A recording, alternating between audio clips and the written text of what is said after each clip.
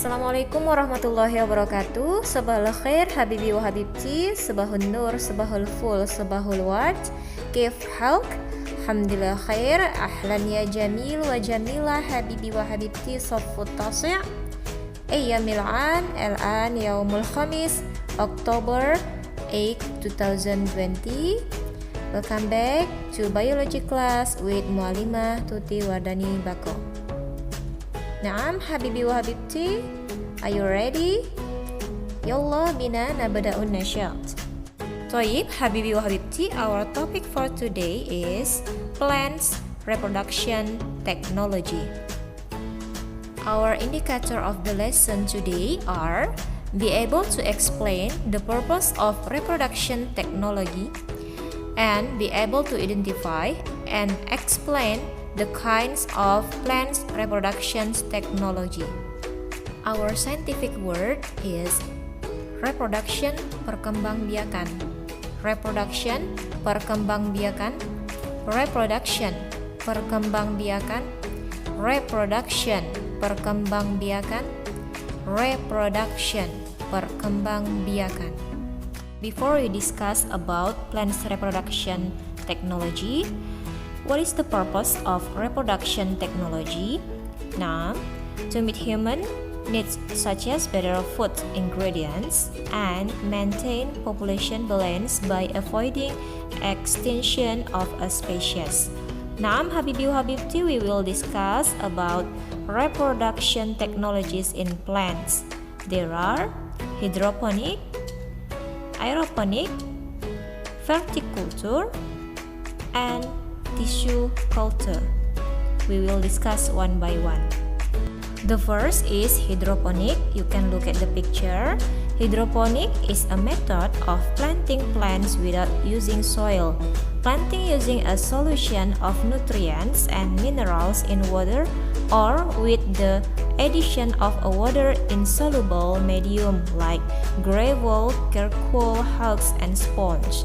The example of plants that can use hydroponic technique are vegetables, peppers, tomatoes, cucumber, eggplant, and lettuce.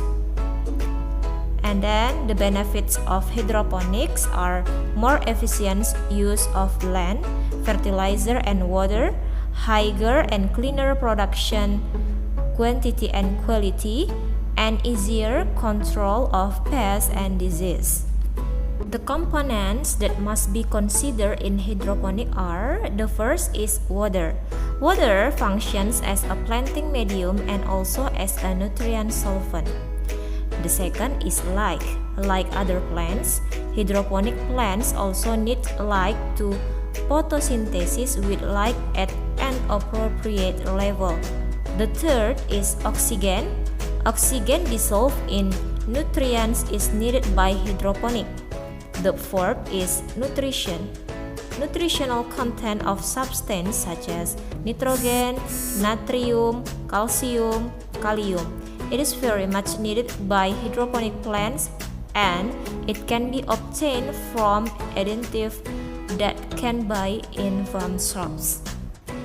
The second, aeroponic. Aeroponic is a technology to grow vegetable or other plants in the air without use of soil. Nutrients are sprayed on the roots of the plants. Hanging plants' roots will absorb the nutrient solution.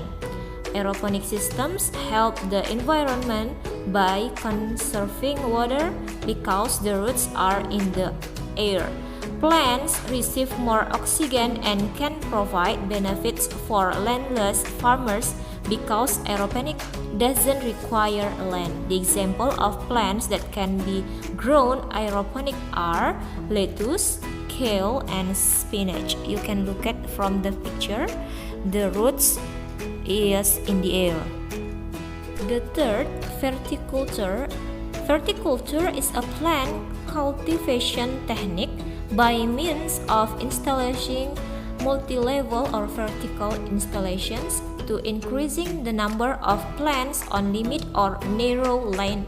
The benefits of verticulture are used relatively narrow space or land, decorating the room, being good for environment because it uses scrap and is more economical. Look at the picture. In the picture, use plastic bottle, right? And the types of plants that cultivate are vegetable such as celery, mustard green, green beans, kale, spinach, pak choy, and lettuce. Beautiful, right? The last is tissue culture. Tissue culture is the propagation of plants by taking a cell or tissue to be grown in sterile condition on a medium that contains nutrients such as inorganic salts, carbon sources, vitamins, growth regulators, and organic supplements. Naam Habibi wa Habibti, what is the advantage of the tissue culture? Naam, some of the advantage obtained from tissue culture are obtaining good superior seeds in large quantities, saving time, and the plants being propagated have the same characteristic as the parent. Example of plants from tissue culture are orchids, bananas, teak, and etc. For more details, please look these pictures. Tissue culture makes use of totipotential. Totipotential is a characteristic of an eggplant.